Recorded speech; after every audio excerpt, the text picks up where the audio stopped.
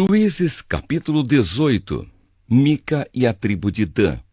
Naquele tempo não havia rei em Israel, e a tribo de Dan estava procurando uma terra para morar, terra que fosse só deles.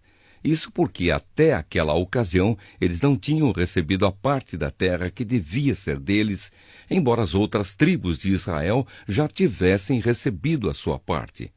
Então o povo de Dan escolheu 5 homens de valor entre todas as famílias da tribo.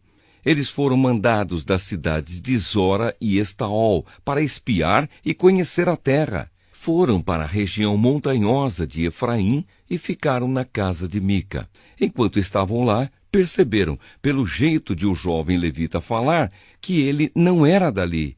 Então chegaram perto dele e perguntaram: "O que é que você está fazendo aqui? Quem trouxe você para cá?" Ele respondeu: "Eu fiz um trato com Mica. Ele me paga para ser sacerdote dele." Aí disseram ao moço: "Então pergunte a Deus se nós seremos bem-sucedidos na nossa viagem." O sacerdote respondeu: "Não se preocupem, o Senhor Deus estará com vocês nesta viagem." Então os 5 homens saíram dali e foram para a cidade de Laís. Chegando lá, viram que o povo daquele lugar vivia em segurança como os sidônios. Eram pacíficos e calmos e não tinham brigas com ninguém. Eles tinham tudo o que precisavam. Moravam longe dos sidônios e viviam afastados dos outros povos. Quando os 5 homens voltaram para Zora e Estaol, a sua gente perguntou o que eles haviam descoberto. E eles responderam: "Vamos atacar. Nós vimos a terra e ela é muito boa. Não fiquem aí parados. Vão depressa e tomem a terra. Lá vocês vão ver que o povo não desconfia de nada. A terra deles é grande e tem tudo o que é preciso, e Deus a está dando a vocês." Então 600 homens da tribo de Dan saíram de Zora e Estaol prontos para a luta. Subiram e acamparam a oeste da cidade de Quiriate-Jearim, na região de Judá. É por isso que aquele lugar é chamado até hoje de Campo de Dan. Dali foram para a região montanhosa de Efraim e chegaram à casa de Mica. Aqueles 5 homens que haviam ido espiar a terra ao redor de Laís disseram aos seus companheiros: "Vocês sabiam que numa dessas casas há um ídolo de madeira folheado à prata? Há também outros ídolos e uma roupa de sacerdote. O que vocês acham que devemos fazer?" Então eles entraram na casa de Mica, onde morava o jovem levita, e o cumprimentaram. Enquanto isso, os 600 soldados da tribo de Dan estavam esperando no portão, prontos para combater. Os 5 espiões entraram na casa, pegaram o ídolo de madeira folheado à prata, os outros ídolos e a roupa de sacerdote. O sacerdote tinha ficado no portão com os 600 soldados armados. Quando os homens entraram na casa de Mica e pegaram os objetos sagrados, o sacerdote perguntou: "O que vocês estão fazendo?" Eles responderam: "Fique quieto, não diga nada. Venha com a gente e seja o nosso sacerdote e conselheiro. Você não gostaria de ser o sacerdote de uma tribo inteira, em vez de ser sacerdote de apenas uma família?" O sacerdote ficou muito contente, pegou os objetos sagrados e foi com os espiões e os soldados. Eles deram meia volta, puseram na frente as crianças, o gado e os seus bens e partiram. Já estavam longe quando os vizinhos de Mica, que haviam sido chamados para lutar, alcançaram os homens da tribo de Dan. Estes, ao ouvirem os gritos dos que vinham atrás deles, deram meia volta e perguntaram a Mica: "O que é que há? Para que toda essa gente?" Ele respondeu: "Vocês ainda me perguntam o que é que há? Vocês me tomaram os deuses que eu fiz e o meu sacerdote e foram embora. O que foi que sobrou para mim?" Os homens de Dan disseram: "É melhor você não falar mais nada, porque estes homens podem ficar zangados e acabar atacando vocês. Nesse caso, você e toda a sua família morreriam." Depois de dizerem isso, os homens de Dan partiram. Mica viu que eles eram mais fortes, então voltou para casa. os homens da tribo de Dan levaram as coisas que Mica havia feito e também o sacerdote dele. Aí foram e atacaram Laís, aquela cidade de povo pacífico e calmo. Mataram os seus moradores e queimaram a cidade. Não havia ninguém para salvar aquela gente, pois Laís ficava longe de Sidom e eles não tinham contato com outros povos. A cidade ficava no vale, perto de Bet-Reobe. A tribo de Dan construiu de novo Laís e ficou morando ali. Deram à cidade o nome de Dan, porque assim se chamava o fundador da tribo, que era filho de Jacó. E os homens de Dan levantaram o ídolo para adorá-lo. Jonatas, filho de Gerson e neto de Moisés, foi sacerdote da tribo de Dan. Ele e os seus descendentes foram sacerdotes da tribo de Dan, até que o povo foi levado como prisioneiro para fora da sua terra. E o ídolo feito por Mica ficou com eles durante todo o tempo em que a casa de Deus esteve em Siló.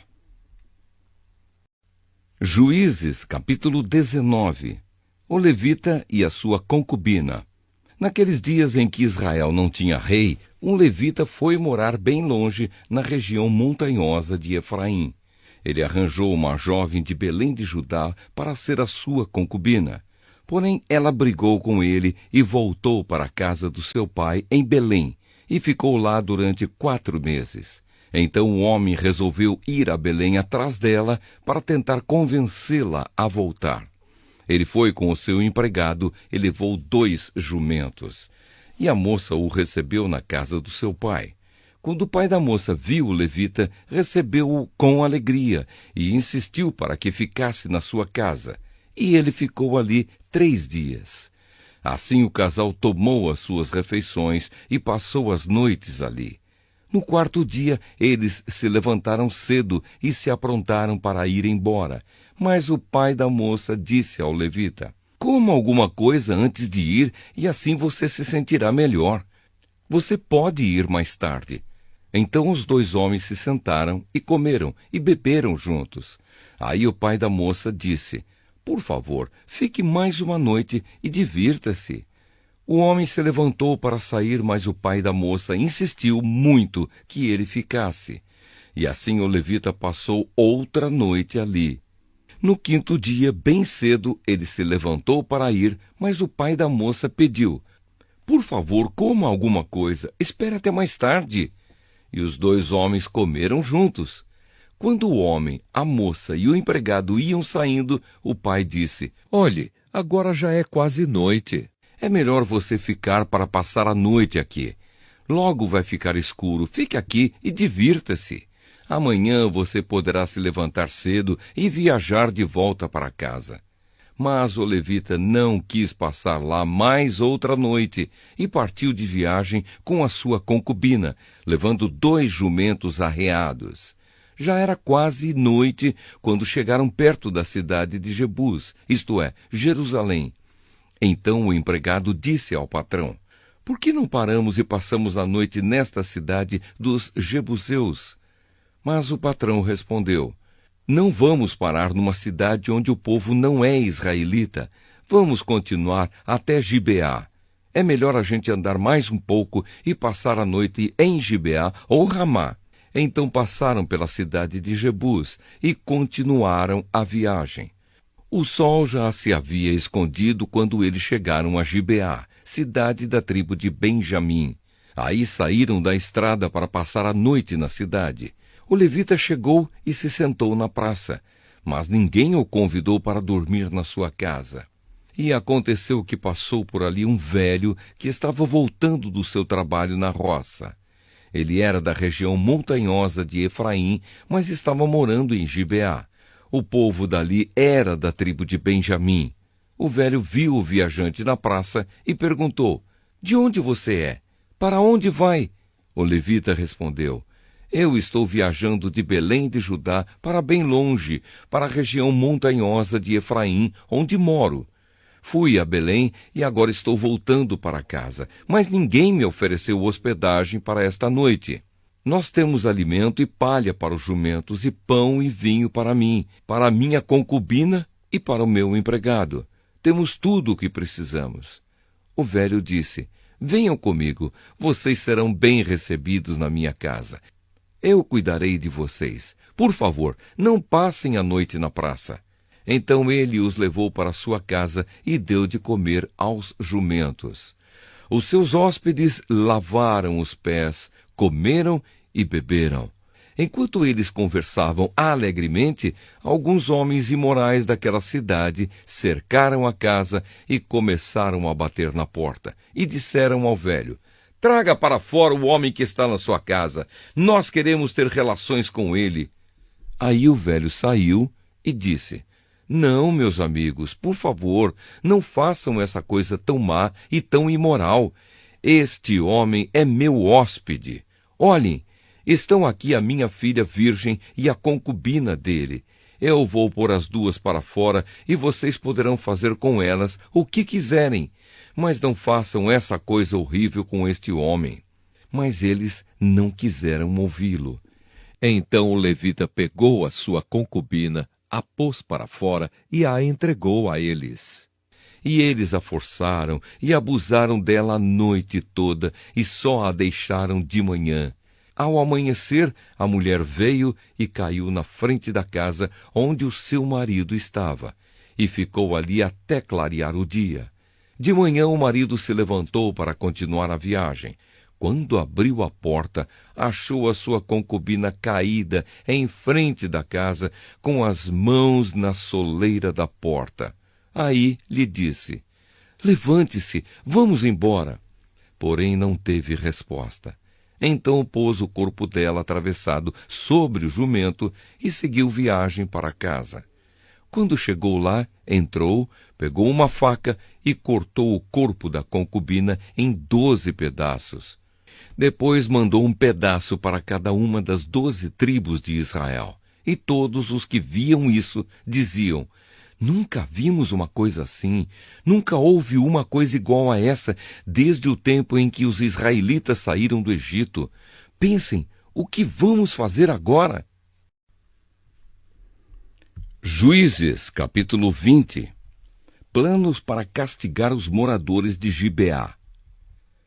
Por causa disso, todo o povo de Israel, desde Dan, no norte, até Berseba, no sul, e Gileade, no leste, se reuniu em Mispa. Eles se reuniram na presença de Deus, o Senhor, como se fossem uma só pessoa. Os chefes de todas as tribos de Israel estavam presentes nessa reunião do povo de Deus. Havia 400.000 homens a pé, treinados para a guerra, e o povo de Benjamim soube que todos os outros israelitas haviam subido até Mispa e que eles queriam saber como aquele crime havia sido cometido. Então o levita, marido da mulher assassinada, explicou: cheguei com a minha concubina a Gibeá, no território da tribo de Benjamim, para passar a noite. Os homens de Gibeá vieram de noite e cercaram a casa. Eles queriam me matar. Em vez disso, abusaram da minha concubina e ela morreu. Então eu peguei o corpo dela, cortei em pedaços e mandei um pedaço para cada uma das 12 tribos de Israel. Aquela gente cometeu um crime horrível no meio do nosso povo. Todos vocês que estão aqui são israelitas. Vamos resolver agora o que fazer. Todo o povo de Israel se levantou ao mesmo tempo e disse: nenhum de nós, nem os que moram em casas, nem os que moram em barracas, voltará para casa. Vamos escolher alguns homens para atacar Gibeá. A 10ª parte dos homens de Israel vai arranjar comida para os que vão lutar. Os outros vão castigar os moradores de Gibeá pelo crime horrível que cometeram em Israel. Então todo o povo de Israel se reuniu como se fosse uma só pessoa para atacar a cidade de Gibeá. As tribos israelitas mandaram que mensageiros fossem por toda a tribo de Benjamim e dissessem: que crime horrível vocês cometeram! Exigimos que vocês nos entreguem agora esses homens imorais para que nós os matemos. Assim tiraremos esse mal do meio do povo de Israel. Mas o povo de Benjamim não deu atenção aos outros israelitas. Eles saíram de todas as suas cidades e foram para Gibeá a fim de lutar contra o resto do povo de Israel. Naquele dia, eles convocaram das suas cidades 26.000 soldados. Depois, os moradores de Gibeá reuniram mais 700 homens especialmente escolhidos, que eram canhotos. Qualquer um deles podia atirar com funda uma pedra num fio de cabelo sem nunca errar. E os outros israelitas, que iam lutar contra a tribo de Benjamim, reuniram 400.000 soldados treinados. A guerra contra a tribo de Benjamim. Os israelitas foram ao lugar de adoração em Betel e ali perguntaram a Deus: qual das nossas tribos atacará primeiro a tribo de Benjamim? E o Senhor respondeu: a tribo de Judá. Na manhã seguinte, os israelitas subiram e acamparam perto da cidade de Gibeá. Saíram para combater contra a tribo de Benjamim e puseram os soldados em posição de ataque, de frente para a cidade. Então o exército de Benjamim saiu da cidade e, antes de terminar o dia, eles mataram 22.000 soldados israelitas. Aí o povo de Israel foi para o lugar de adoração e, na presença do Senhor, chorou até a tarde. E eles perguntaram ao Senhor: devemos ir combater outra vez os nossos irmãos da tribo de Benjamim? E Deus respondeu: sim. Então o exército israelita se animou de novo, e eles puseram seus soldados em posição de combate novamente, no mesmo lugar em que haviam lutado no dia anterior. Os israelitas marcharam contra a tribo de Benjamim pela segunda vez. E pela segunda vez, os soldados de Benjamim saíram de Gibeá. E dessa vez mataram 18.000 soldados israelitas treinados. Então todo o povo de Israel subiu de novo até Betel para chorar. Ficaram ali na presença de Deus, o Senhor, e não comeram nada até a tarde. E apresentaram ao Senhor ofertas que foram completamente queimadas e sacrifícios de paz. Eles fizeram uma pergunta ao Senhor. Acontece que naqueles dias a Arca da Aliança estava ali, em Betel. E Finéias, filho de Eleazar e neto de Arão, estava encarregado de cuidar dela. A pergunta que eles fizeram foi esta: devemos sair mais uma vez para combater os nossos irmãos da tribo de Benjamim ou devemos desistir? O Senhor respondeu: combatam, porque amanhã eu farei com que vocês os derrotem. Então os israelitas puseram alguns soldados escondidos em volta de Gibeá. No terceiro dia, marcharam de novo contra o exército da tribo de Benjamim. Os seus soldados ficaram em posição de batalha de frente para Gibeá, como tinham feito antes. Os soldados de Benjamim saíram para combater e se afastaram da cidade. Como haviam feito antes, começaram a matar algumas pessoas na estrada de Betel, na estrada de Gibeá e em campo aberto. Mataram mais ou menos 30 israelitas e diziam: nós já os derrotamos como das outras vezes. Mas os israelitas disseram: vamos recuar e fazer com que eles se afastem da cidade e venham para as estradas. Então a maior parte do exército israelita saiu dali e tornou a se juntar em Baal-Tamar. Mas os homens que cercavam a cidade saíram de repente dos lugares onde estavam escondidos na planície de Gibeá. 10.000 dos melhores soldados israelitas atacaram Gibeá e o combate foi duro. Os benjamitas não imaginavam que iam ser destruídos. O Senhor Deus fez com que os israelitas derrotassem o exército de Benjamim. E naquele dia, os israelitas mataram 25.100 inimigos. Então os benjamitas compreenderam que estavam vencidos. A vitória dos israelitas. Os israelitas tinham se retirado durante a luta contra os benjamitas porque confiavam nos homens que haviam colocado escondidos em volta de Gibeá. Esses homens avançaram depressa na direção de Gibeá, espalharam-se e mataram todas as pessoas da cidade. O exército israelita e os homens que estavam escondidos tinham combinado um sinal. Quando vissem uma grande nuvem de fumaça subindo da cidade, os israelitas que estavam fora do campo de batalha deviam dar meia volta e atacar.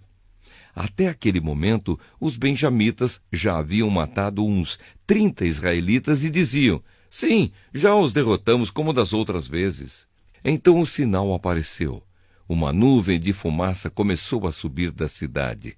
Os benjamitas olharam para trás e ficaram muito espantados quando viram a cidade inteira pegando fogo. Então os homens de Israel deram meia volta e os benjamitas ficaram apavorados, porque viram que iam ser destruídos. Eles fugiram e correram na direção do deserto, mas não puderam escapar. Foram cercados pela maior parte do exército israelita e também pelos soldados que vinham da cidade e foram destruídos. Os israelitas cercaram os inimigos e os perseguiram sem parar até um lugar a leste de Gibeá, e os iam matando pelo caminho. 18.000 dos melhores soldados benjamitas foram mortos. Os outros fugiram na direção do deserto, para a rocha de Rimom. 5.000 foram mortos nas estradas. Os israelitas perseguiram o resto e assim mataram mais 2.000 homens. Ao todo, 25.000 benjamitas foram mortos naquele dia, todos eles soldados valentes. Porém, 600 homens fugiram para o deserto, para a rocha de Rimom, e ficaram lá 4 meses. Os israelitas atacaram o resto dos benjamitas e os mataram, tanto homens como animais, e destruíram tudo o que encontraram, e queimaram todas as cidades da região. Juízes, capítulo 21. Esposas para a tribo de Benjamim. O povo de Israel havia feito em Mispa este juramento a Deus: nenhum de nós deixará que um homem da tribo de Benjamim case com uma das nossas filhas. O povo foi a Betel e ficou ali na presença de Deus até a tarde. Eles choraram amargamente em voz alta, dizendo: ó Senhor Deus de Israel, por que aconteceu isso? Por que está faltando uma das nossas tribos? O povo se levantou bem cedo na manhã seguinte e construiu ali um altar.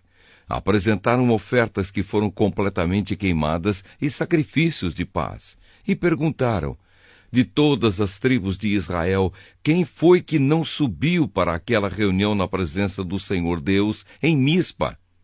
Eles tinham feito um juramento muito sério. Quem faltasse à reunião em Mispa seria morto. O povo de Israel teve muita pena dos seus irmãos da tribo de Benjamim e disse: hoje Israel perdeu uma das suas tribos. O que faremos para arranjar esposas para os que ficaram? Pois juramos ao Senhor que não daríamos a eles nenhuma das nossas filhas. Então perguntaram: de todas as tribos de Israel, quem não compareceu diante do Senhor em Mispa? E ficaram sabendo que, de Jabes-Gileade, ninguém havia tomado parte na reunião.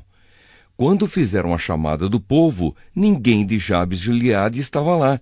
Então todos concordaram em mandar para lá 12.000 homens dos mais corajosos com estas ordens: vão e matem os moradores de Jabes-Gileade, tanto homens como mulheres e crianças. Façam isto, matem todos os homens e todas as mulheres que não forem virgens. E eles encontraram 400 virgens em Jabes-Gileade e as levaram ao acampamento de Siló, que fica na terra de Canaã. Então todos concordaram em mandar mensageiros aos benjamitas, na rocha de Rimom, para fazer uma proposta de paz. Aí os benjamitas voltaram e receberam aquelas 400 moças de Jabes-Gileade. Porém não havia moças em número suficiente para todos. Então o povo ficou com pena dos benjamitas, pois pela vontade do Senhor estava faltando uma das tribos de Israel. Aí os chefes do povo de Israel disseram: não há mais mulheres na tribo de Benjamim. O que vamos fazer para arranjar esposas para os que ficaram? O povo de Israel não deve perder uma das suas 12 tribos. Temos de achar um jeito de a tribo de Benjamim não acabar. Porém, não podemos deixar que eles casem com as nossas filhas. Eles falavam isso porque o povo de Israel havia amaldiçoado quem deixasse um benjamita casar com a sua filha. Então disseram: a festa anual do Senhor na cidade de Siló está perto. Siló fica ao norte de Betel, ao sul de Lebona e a leste da estrada que vai de Betel a Siquém. E os chefes do povo de Israel disseram aos benjamitas: vão, escondam-se nas plantações de uvas e fiquem vigiando. Durante a festa, quando as moças de Siló saírem dançando, vocês também saiam das plantações de uvas e cada um agarre uma das moças e leve embora para a terra de Benjamim. Assim, quando os pais ou irmãos delas vierem se queixar, nós poderemos dizer: por favor, deixe que elas fiquem, pois na batalha contra Jabes-Gileade não conseguimos mulheres para todos os benjamitas. E vocês não serão culpados de quebrarem a promessa, pois não deram as suas filhas a eles, elas foram roubadas. E assim fizeram os benjamitas. Cada um deles escolheu uma esposa entre as moças que estavam dançando e a levou embora. Então voltaram para a sua terra, construíram de novo as suas cidades e ficaram morando ali. Enquanto isso, os outros israelitas saíram e cada um voltou para a sua tribo, a sua família e as suas terras. Naquele tempo não havia rei em Israel e cada um fazia o que bem queria.